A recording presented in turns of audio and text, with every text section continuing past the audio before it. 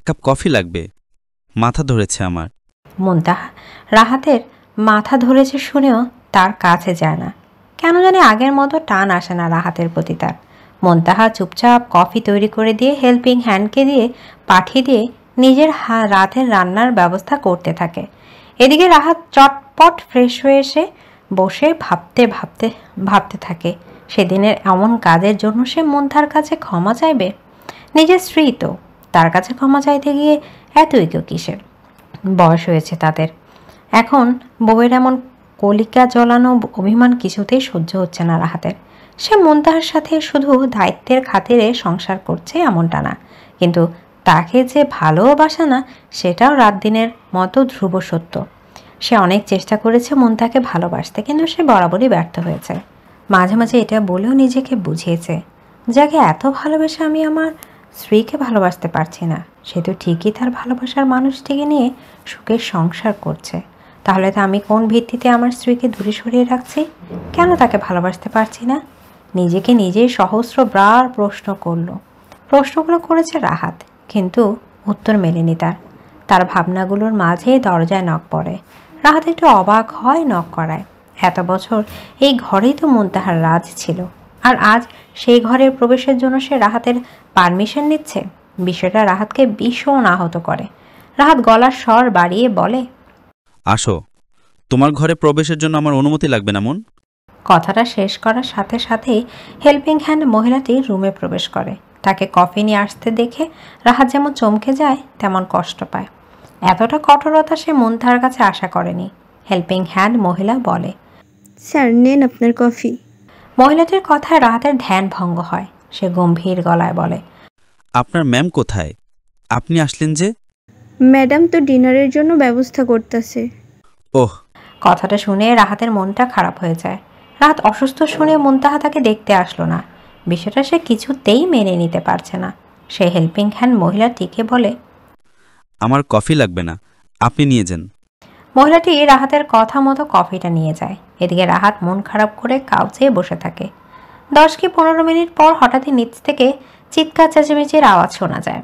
তার মিনিট খানেক পর হেল্পিং হ্যান্ড মহিলাটি দৌড়ে রাহাতের রুমে এসে হাঁপাতে হাঁপাতে বলে, স্যার শীঘ্রই নিচে চলেন, ম্যাডাম অজ্ঞান হইয়া গেছে। কি হয়েছে মনের? কথাটা জিজ্ঞেস তো করে ঠিকই রাহাত, কিন্তু উত্তর শোনার অপেক্ষা করে না আর। দৌড়ে নিচে এসে কিচেনে চলে যায়। সেখানে এসে দেখে মুনতাহা অজ্ঞান হয়ে নিচে পড়ে আছে। রাহাত মুনতাহার কাছে হাঁটু গেড়ে বসে তার মাথাটা নিজের কোলে তুলে নেয়। মুখটা নিজের দিকে ঘোরালো দেখতে পায় মাথায় চোটও পেয়েছে। রাহাত অস্থির হয়ে মুনতাহার গালে আলতো চাপড় মেরে তাকে রাখতে থাকে। মন, এই মন, কি হয়েছে তোমার? শরীর খারাপ লাগছে? কিন্তু না, মুনতাহা উঠে না। রাহাত আর সময় নষ্ট না করে মুনতাহাকে কোলে তুলে নিয়ে কিচেন থেকে বের হয়ে আসে, ড্রয়িং রুমের সোফায় শুয়ে দেয়। তারপর বাসার ল্যান্ড লাইন থেকে কল লাগায় তাদের ফ্যামিলি ডাক্তারকে। ডাক্তার 15 মিনিটের মধ্যে এসে পড়ে। তারপর মুনতাহাকে এক্সামিন করে বলে, আর প্রেশার অনেক লো, আর নিয়মিত খাওয়া দাওয়া করে না হয়তো, তাই এমনটা হয়েছে। আমি ওষুধ আর স্যালাইন দিয়ে যাচ্ছি, আশা করি তাতে উনি তাড়াতাড়ি সুস্থ হয়ে যাবেন ইনশাল্লাহ। ততক্ষণে মুনতাহার জ্ঞানও ফিরে এসেছে। রাহাত তাকে সাহায্য করে রুমে যেতে। সে জোর করে মুনতাহাকে তাদের রুমে নিয়ে আসে এবং সেখানে ডাক্তারটাকে স্যালাইন দিয়ে চলে যায়। শরীর বেশি একটা ভালো লাগছে না বলে মুনতাহা বেশি কথা না বলে চুপচাপ চোখ বন্ধ করে শুয়ে থাকে। রাহাত উদ্বিগ্ন মুখে তার মাথার পাশে বসে মাথায় হাত বুলিয়ে দিতে থাকে। ভালোবাসা কি কেবল পাওয়ার নাম? হয়তো না। কারোর হাত ধরা মানেই কি তার হৃদয়ে ধরা যায়? যদি ভালোবাসার মানুষটিকে পেয়েও বুঝো সে অন্য কারোর অনুভবে বন্দী, তাহলে সে পাওয়াটা কি অদ্যপ্রাপ্তি নাকি এক গভীর শূন্যতার নাম? ভালোবাসা তখন বিষ হয়ে ওঠে যখন তার প্রিয় মানুষটি তার চোখের চেয়ে হাসে, কিন্তু সেই হাসির ছায়া অন্য কারোর নামের উপর। তখন তার ভালোবাসা অভিনয়। তোমার হৃদয়ে এক নিশ্চিত মৃত্যু ডেকে আনে, যার ব্যথা শব্দ নিয়ে বোঝে না যায় না। ভালোবাসা তখন আর জীবন দেয় না, বরং বাঁচা আর মরার মাঝে এক অসহ্য যন্ত্রণা হয়ে দাঁড়ায়। ভালোবাসা কখনো কারোর উপর চাপিয়ে দেওয়া যায় না। যার হৃদয়ে তোমার জন্য কোনো জায়গা নেই, তার পাশে থেকে তুমি প্রতিনিয়ত একা হয়ে পড়বে। ভালোবাসা মানে কেবল তাকে পাওয়ার নাম নয়, বরং তার হৃদয় নিঃশর্তভাবে বাসা বাঁধার অধিকার পাওয়া যায়, আর সেই অধিকার চেয়ে নিতে হয় না, তা দিতে হয় ভালোবেসে, নিজে থেকে, মন থেকে। ভালোবাসা যদি জোর করে আদায় করতে হয় তাহলে তা আর ভালোবাসা থাকে না, তা হয় এক ধরনের কারাগার, যেখানে হৃদয়বন্দী থাকে আর আত্মা কাঁদে নিঃশব্দে। আফিফের কথাগুলো শুনে রাহা ভাবনায় পড়ে যায়। রাহা ভাবতে শুরু করে, ঠিকই তো, আমি তো জানি জাহান মেহরিমাকে কতটা ভালোবাসে, তাও আমি জোর করে তাকে পেতে চাইছিলাম, কিন্তু প্রকৃতিপক্ষে আমি জাহানকে ভালোবেসে নয়, নিজের জেদ বজায় রাখার জন্য নিজের করতে চাইছিলাম। রাহার ভাবনার মাঝে সে আবারও শুনতে পায় আফিফ এবার তার দিকে তাকিয়ে রাহার চোখে চোখ রেখে বলতে থাকে, যখন কেউ তোমাকে নিঃস্বার্থ ভালোবাসবে তখন তা বুঝে শব্দের প্রয়োজন হবে না, তার চোখের হয়ে উঠবে নীরব স্বীকারোক্তি। চোখ হলো হৃদয়ের সবচেয়ে গভীর এবং সদ্ভাষ্যকর, যেখানে না বলা অনুভূতিগুলো, অব্যক্ত প্রেম, লুকানো আকুলতা সবকিছু অদৃশ্য অক্ষরে লেখা থাকে। মুখ হয়তো থেমে যায় নিঃসংকোচে, অথচ চোখ থামে না, চোখ বলে দেয় সব। তুমি যদি একবার গভীরভাবে তাকাও তাহলে অনুভব করবে তোমার দৃষ্টিতে জমে আছে শত না বলা কথা, হঠাৎ থেমে যাওয়া স্বপ্ন, বুকের ভিতরে পুষে থাকা মায়া আর ভালোবাসা, অন্তত অপেক্ষা। সে যা বলতে পারি না তার চোখে সব বলা হয়ে গেছে। চোখ এ যেন এক নিষ্কলুষ আয়না, যেখানে হৃদয়ের গোপনতম আবেগের প্রতিধ্বনি হয় নিঃশব্দে, অথচ গভীরভাবে ভালোবাসবে কখনো কখনো নীরব, কিন্তু সেই নীরবতা চোখের ভাষায় হয়ে ওঠে না সবচেয়ে প্রবল আর নির্ভুল প্রকাশ। যখন চোখের কথায় স্বীকার হয় তখন মুখের স্বীকারোক্তি ও অপ্রয়োজনীয় বোধ হয়। এখন আমি তোমায় এক প্রশ্ন জিজ্ঞাসা করব, তার উত্তর দিবে, ঠিক আছে? রাহা বাধ্য মেয়ের মতো মাথা নাড়িয়ে সম্মতি দেয়। আফিফ তাকে জিজ্ঞেস করে, তুমি কি জাহানের চোখে নিজের জন্য এক বিন্দু পরিমাণ মায়া বা ভালো লাগা দেখেছো? রাহা আফিফের প্রশ্ন শুনে মাথা নিচু করে নেয়। আফিফ অপেক্ষা করতে থাকে তার উত্তরে, কিন্তু রাহা কোনো উত্তর দেয় না। আফিফ নিজেই বলে, তোমার নীরবতাই তোমার হয়ে আমার উত্তর জানিয়ে দিচ্ছে। যার কাছে তুমি এক বিন্দু পরিমাণ গুরুত্ব না, তাহলে তাকে কেন এত গুরুত্ব দিচ্ছ? সে তো সুখেই আছে, ভালো আছে নিজের ভালোবাসার মানুষটির সাথে। তাহলে তুমি তার ভালোবাসা থাকাকে নিজের কান্নার কারণ বানিয়ে নিচ্ছ? তাকে যদি তুমি সত্যিই ভালোবেসে থাকতে তাহলে এইভাবে নিজেকে সামলাতে যে তোমার সাথে না হোক অন্য কারোর সাথেই আমার ভালোবাসার মানুষটি ভালো আছে, তার ভালো থাকাতেই তুমি খুশি, সুখী। কিন্তু তুমি কি করছো? রাহা এবার আরও নিচে নামিয়ে নেয় নিজের মাথাটা। আবারও ফুপানোর আওয়াজ শোনা যায়। আফিফ এবার তার কাছে এগিয়ে এসে বসে। তার থুতনিতে হাত রেখে মাথা উঁচু করে তার চোখে চোখ রাখে। চোখে চোখেই অনেক কিছু বলতে থাকে তাকে, কিন্তু রাহা কি বুঝে চোখের কথা? বুঝলে তো আজ জাহান মেহেরিমার ছবি দেখে ছাদে এসে এমন হাউমাউ করে কাঁদতো না। আফিফ ভীষণ আবেগী গলায় বলে, আমি বুঝতে পারছি তোমার জন্য হয়তো সবটা মানিয়ে নিতে কষ্ট হচ্ছে, কিন্তু একটা কথা কি জানো, একটা আমাদের ধর্মীয় কিতাবে আছে, নিশ্চয়ই কষ্টের সাথে রয়েছে স্বস্তি। একটু কষ্ট করে নিজেকে গুছিয়ে নাও, ওপরওয়ালা তোমার ভাগ্যে সীমাহীন সুখ লিখে রেখেছেন, একটু ভরসা রাখো তার উপর। আফিফের কথাগুলো রাহার কাছে ম্যাজিকের মতো কাজ করলো বোধহয়। তার কান্না থেমে যায়। হঠাৎই আকাশে গুরুম গুরুম করে মেঘ ডাকতে শুরু করে। তাদের দুজনের সেদিকে কোনো খেয়াল নেই। তারা হারিয়ে গিয়েছে একে অপরের চোখের গভীরতায়। আফিফের চোখজোড়া রাহাকে ভরসা দিচ্ছে, সারা জীবন আগলে রাখার প্রতিশ্রুতি দিচ্ছে, জীবনের শেষ নিঃশ্বাস অবধি পাশে থাকার। আর রাহা বুঝে নিচ্ছে তার সুখের ঠিকানা। এরই মাঝে বৃষ্টি পড়তে শুরু করে দেয়। তারা দুজন তখনও সেখানে বসে থাকে, একে অপরের চোখে চোখ রেখে। হঠাৎই দূরে কোথাও বাজ পড়ার আওয়াজে রাহা চমকে ওঠে, আফিফকে শক্ত করে জড়িয়ে ধরে। আফিফও আগলে নেয় স্ত্রীকে নিজের বাহুতে। তাদের বৈবাহিক জীবনের প্রথম বৃষ্টিবিলাস অনাকাঙ্ক্ষিতভাবে ভীষণই চমৎকারভাবে হয়। আফিফ রাহার কানের কাছে মুখ এগিয়ে নিয়ে এসে ফিসফিসিয়ে বলে, হাদিসে আছে, বৃষ্টির সময় কারোর দোয়া ফিরিয়ে দেয় না আল্লাহ রাব্বুল আলামিন। আজ একটা সুযোগ পেয়েছো, সুযোগটা হাতছাড়া করো না। রাহা আফিফের বুক থেকে মুখ তুলে তার চোখে চোখ রাখে অবুঝের ন্যায়। সে জানতো না এমন কিছু। আফিফ পলক ফেলে তাকে নিজের কথায় আড়স্ত করে। রাহা চোখ বন্ধ করে মুখটা আকাশের দিক করে মনে মনে বলে, আমি এই দুনিয়াতেই জান্নাতি সুখ পেতে চাই, এই লোকটার মাধ্যমে, রাবুল আলামিন। রাহা তার দেওয়া চেয়ে পুনরায় আফিফের মুখে মুখ গুজে দেয়। ভীষণ স্বস্তি ও ও ভালো লাগার একটা জায়গা পেয়েছে সে। এদিকে ব্যালকনিতে দাঁড়িয়ে আকাশে দেখতে দেখতে মেহরিমা নিজের মূল্যবান অশ্রু বিসর্জন দিতে ব্যস্ত। আজ নিজের প্রতি বড়ই আফসোস হচ্ছে তার। কেন অন্যের প্ররোচনায় পড়ে সে জাহানের ভালোবাসাকে পায়ে ঠেলে হারিয়েছে। জাহান রুমে এসে মেহরিমাকে দেখতে না পেয়ে একটু চমকে যায়। হাত ঘড়িতে সময় চেক করলে দেখতে পায় 12টা বেজে 20 মিনিট। এত রাতে কই গেল মেয়েটা? সে তো রুমেই পাঠালো ঘুমানোর জন্য। তাহলে কি রুমে আসেনি? আসলে তো বেডেই থাকতো। নিজের প্রশ্নের উত্তর নিজেই দেয়। মেহরিমাকে বেডে না পেয়ে ওয়াশরুমের দিকে তাকালে দেখতে পায় ওয়াশরুমের দরজা বন্ধ বাহির থেকে। ব্যালকনির লাইট নেভানো দেখে সে ধরে নেয় মেহরিমা সেখানে নেই। কারণ মেহরিমা এমন ঘুটঘুটে অন্ধকারকে ভয় পায়। সে রুমে না ঢুকেই আবার বাইরে চলে যায় মেহরিমাকে খুঁজতে। মেহরিমার ফোনটাও জাহানের কাছে, তাই ফোন করলেও সে কোথায় তা জানা যাবে না। নিজের রিসোর্টের গার্ডেন, রিসেপশন এরিয়া ও আশেপাশে সব জায়গাতেই পালাক্রমে খোঁজ চালায় মেহরিমার, কিন্তু কোথাও নেই। এবার সে বেশ ঘাবড়ে যায়।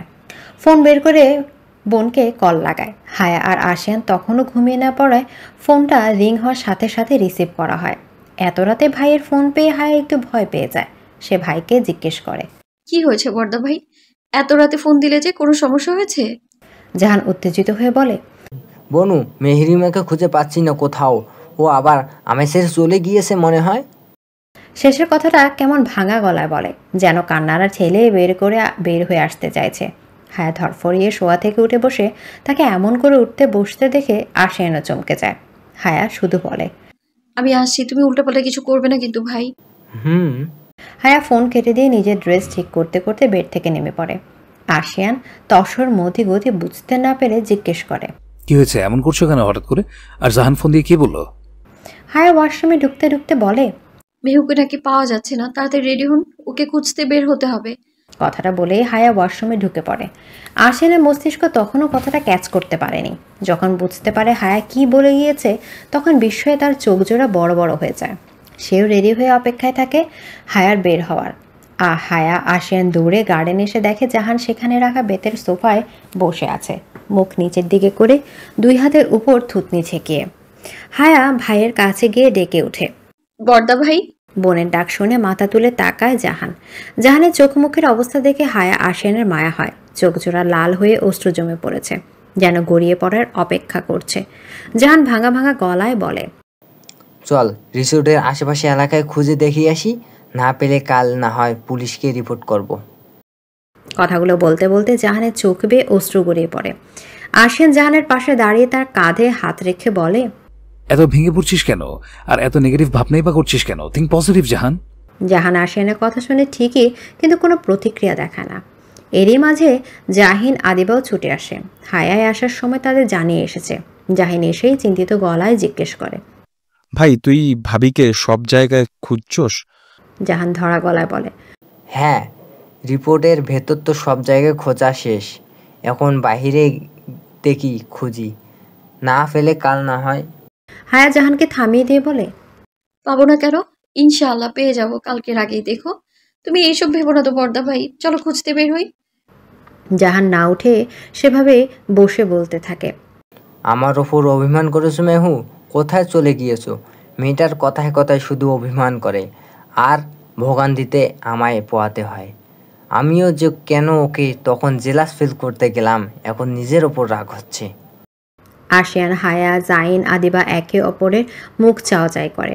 তারা এই বিষয়টা সম্পর্কে অবগত। কি হয়েছিল জানতে চান? তাহলে কয়েক ঘন্টা আগের ঘটনা তো শুনতে হবে। কয়েক ঘন্টা আগে রাত বাড়তে থাকার কারণে তারা সকলে ভাবে ডিনার করে তারপর না হয় বাকি আড্ডা দেয়া যাবে। যেই ভাবা সেই কাজ। তারা একটা টেবিল বুক করে সকলে একসাথে বসে ডিনার করার জন্য। তারা ডিনারের জন্য আসবে তখনই জাহানের হসপিটাল থেকে কল আসে। সে কথা বলার জন্য বাইরে এসে কলটা রিসিভ করে। সকালে খাওয়া শুরু করে দিলেও মেহরিমা তার জন্য ওয়েট করতে থাকে। 15 মিনিট পর জাহান আসে। একা না, সাথে একজন অতীব সুন্দরী রমণীকে নিয়ে আসে। জাহানের সাথে অন্য একটা মেয়েকে হাস্যোজ্জ্বল অবস্থায় কথা বলতে দেখে মেহরিমার প্রেমিকা সত্তায় জ্বলনের সৃষ্টি হয়।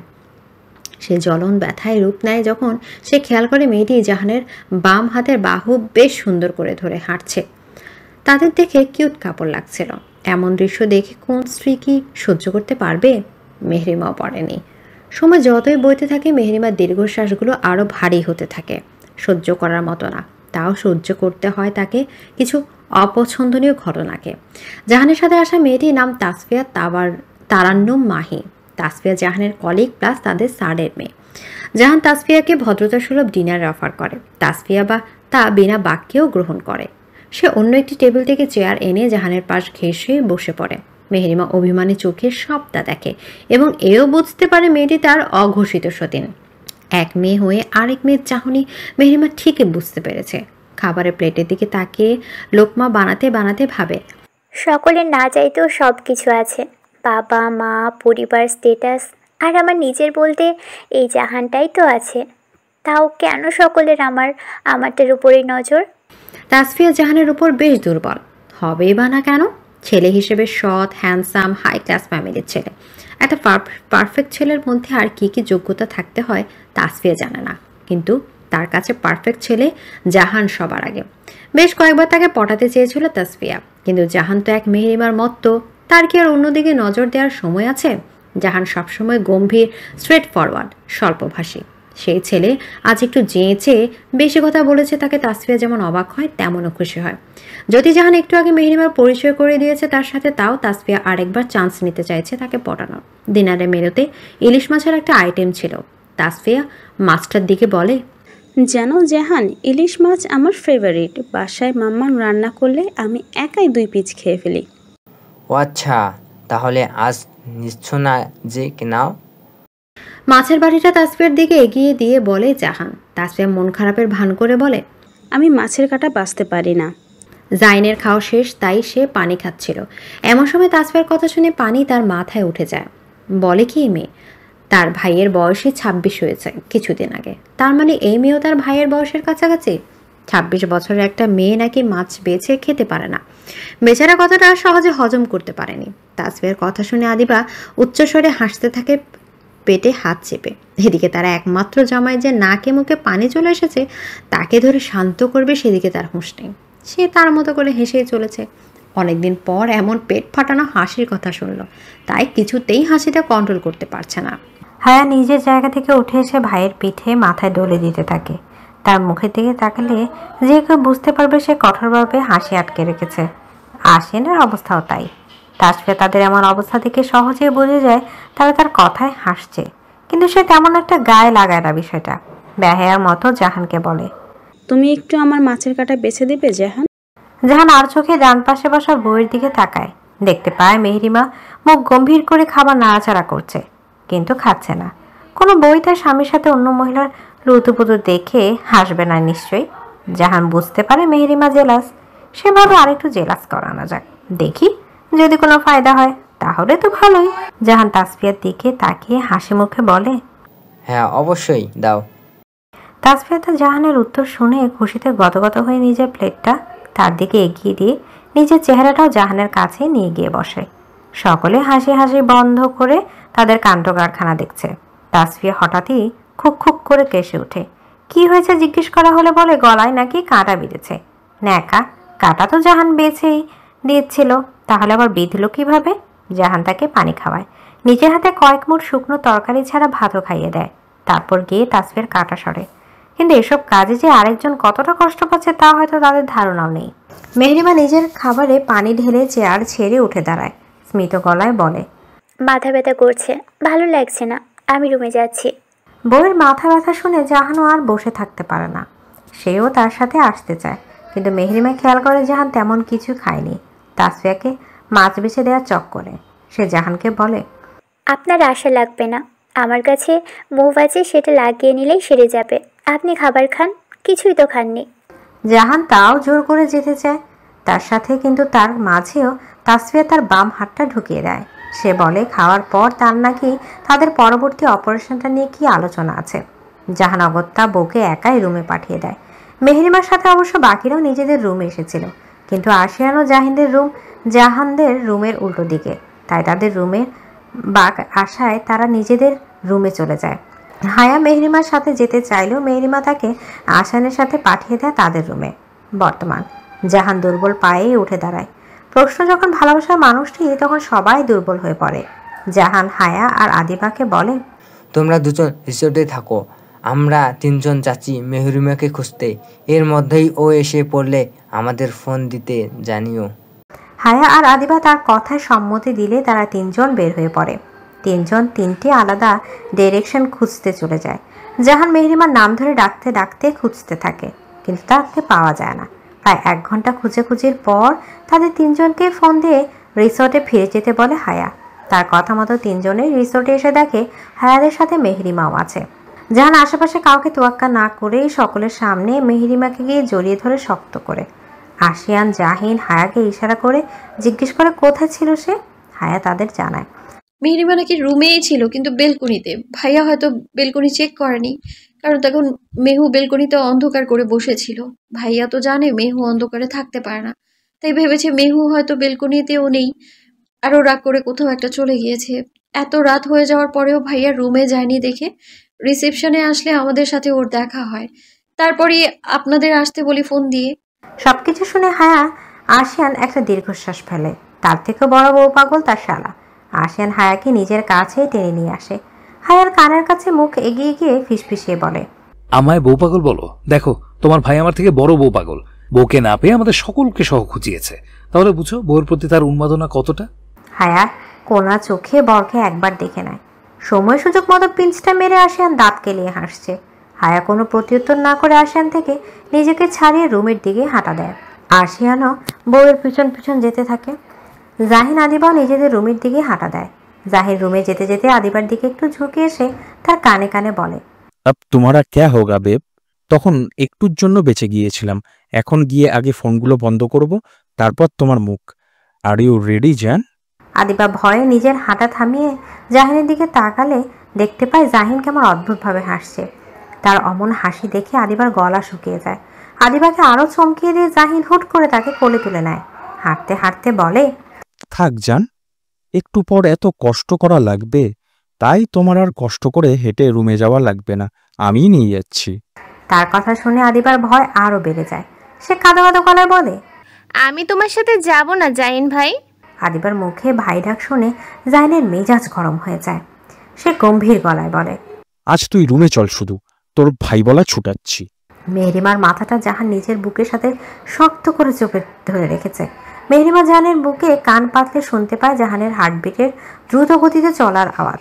হুট করে জাহান মেহরিমার নিজের বুক থেকে সরিয়ে তার 2 বাহু চেপে ধরে বলে, এই কোথায় গিয়েছিলি? কাকে বলে গিয়েছিলি? আমার এত কষ্ট দেশ কেন? এমন তিলে তিলে কষ্ট না হয় দিয়ে একেবারেই মেরে ফেল। এই কষ্ট আমি আর নিতে পারছি না। কোথাও গিয়েছিলি বল। মেহরিমা বিষাদী কণ্ঠে বলে, আমি তো রুমেই ছিলাম, ব্যালকনিতে। এত রাতে অন্ধকার বেলকনিতে কি করেছিলি? ভালো লাগছিল না কিছু, তাই দাঁড়িয়েছিলাম। মেহরিমা মাথা নিচু করে কথাগুলো বলে। জাহান তার কথার পরিপ্রেক্ষিতে আর কিছুই বলতে পারে না। তার হাত ধরে রুমে নিয়ে আসে। রুমে এসে মেহরিমাকে ছেড়ে ফ্রেশ হতে চলে যায়। ফ্রেশ হয়ে বের হওয়ার পরও দেখে মেহরিমাকে যেখানে দাঁড় করিয়ে রেখে গিয়েছিল সেখানে দাঁড়িয়ে আছে তখনও। জাহানের কপালে ভাঁজ পড়ে তাকে এমনভাবে দাঁড়িয়ে থাকতে দেখে। সে মেহরিমাকে কিছু বলবে তার আগে মেহরিমা এমন কিছু কথা বলে তা শুনে জাহানের পায়ের রক্ত মাথায় উঠে যায়। জাহানের কপালে ভাঁজ পড়ে মেহরিমাকে এমনভাবে দাঁড়িয়ে থাকতে দেখে সে মেহরিমাকে বলে, কি হয়েছে আবার? না ঘুমিয়ে দাঁড়িয়ে আছো কেন? মেহরিমা নিচের দিকে তাকিয়ে আছে তখনও। হাত দুটো এমনভাবে মোচড়ামুচড়ি করছে মনে হয় ছুটিয়েই ফেলবে কবজি থেকে। জাহান তার অঙ্গ ও মুখভঙ্গি সূক্ষ্মভাবে খেয়াল করে। এমনটা মেহরিমা তখন করে যখন যে কিছু বলতে চায়, কিন্তু বরাবরই তার ইন্ট্রোভার্ট স্বভাবের জন্য বলতে পারে না। মেহরিমা তার মনের কথাগুলো খুব কমই প্রকাশ করে। ছোট থেকে অনাদর অবহেলায় বড় হয়, নিজেকে সবসময় তুচ্ছ তাচ্ছিল্য করে মনে মনে। হায়ার সাথে কিভাবে যেন ফ্রেন্ডশিপ হয়ে গিয়েছিল। তারপর থেকে মেয়েটা একজন কথা বলার সাথী পেয়েছিল। হায়াকে সে তার মনের সব ধারণা চিন্তা কথা না বললেও জাহানের থেকে যথেষ্ট বেশি কথা সে হায়ার সাথে শেয়ার করে। জাহান চায় মেহরিমা তাকে হায়ার মতোই প্রায়োরিটি দিক। তার সব গুরুত্বপূর্ণ বা অগুরুত্বপূর্ণ কথা কাজ চিন্তাভাবনা মেহরিমা তাকে নির্দ্বিধায় বলুক। সে মেহরিমাকে কয়েক হাজার বার বলেছে তার মনের ছোট থেকে ছোট কথা মেহরিমা যেন বিনা সংকোচে তাকে বলে। কিন্তু মেহরিমা তো মেহরিমাই। জাহান তোয়ালেটা হাতে রেখে বুক হাত গুজে সিনা টান টান করে মেহরিমার একদম সামনে দাঁড়ায়। মেহরিমা তাকে নিজের অতি কাছে থেকে চমকে গিয়ে পেছনে সরে যেতে নিলে জাহান গম্ভীর গলায় বলে, খবরদার সরবে না। কি বলবে ভাবি বলো, যদি সরো তাহলে খবর আছে। মেহরিমা জাহানের এমন গম্ভীর গলা শুনে ভেতরে ভেতরে ঘাবড়ে যায়। সে নিচের দিকে তাকিয়ে মিনমিনিয়ে গলায় বলে, আপনি বেডে ঘুমোন, আমি সোফায় ঘুমোচ্ছি। আমি এমন কেউ নই যে যার জন্য আপনাকে কষ্ট করতে হবে রোজ রোজ। একটু আগে জাহানের মাথা যাও একটু ঠান্ডা হয়েছিল, কিন্তু মেহরিমার এই কথা শুনে আবার দপ করে গরম হয়ে যায়। এমন কেউ না মানে মেহরিমা বউ হয় জাহানের, তার জীবনে গুরুত্বপূর্ণ ব্যক্তিগুলোর মধ্যে অন্যতম একজন। তাহলে এমন কেউ হলো না কিভাবে? এই মেয়ে কি সারা জীবন নিজের এই বোকা বোকা কথা কাজ দিয়ে জাহানকে চটিয়ে রাখবে? এমনিতেই তার পূর্বের কাজের জন্য যে জাহান অভিমান করে আছে সেটা ভাঙানোর নাম নেই, এখন আবার কিসের উল্টাপাল্টা বলছে? মেহরিমা যদি এমনই করতে থাকে তাহলে তারা ভালোবাসাবাসি করবে কবে? ফুটবল টিম বানাবে কবে? জাহানের যে পুরো 11 জনের একটা ফুটবল টিম চাই, তার পার্সোনাল ফুটবল টিম। মেহরিমা কথাটা বলে জাহানের দিকে না তাকিয়ে বেডের থেকে একটা বালিশ নিয়ে সোফার দিকে হাঁটা দেয়। বোকা মেয়েটা যদি শান্ত জাহানের রাগান্বিত মুখশ্রী একবার দেখতো তাহলে হয়তো বুঝতে পারতো সে কত বড় একটা ভুল করে ফেলেছে। মেহরিমা বালিশ রেখে যেই না শুতে যাবে তখনই জাহান চিলের মতো ছো মেরে মেহরিমাকে কোলে তুলে নিয়ে বড় বড় পা ফেলে বেডের কাছে এসে তাকে ধাপ করে ফেলে দেয় বেডের উপর। বেডটা যদিও তুলতুলে নরম, তাও হুট করে কিছুটা উপরে পড়ায় সে হালকা একটু চোট পায়। মেহরিমা কোমর চেপে ধরে কোকিয়ে বলে ওঠে, আল্লাহ গো, আমার কোমর গেল রে।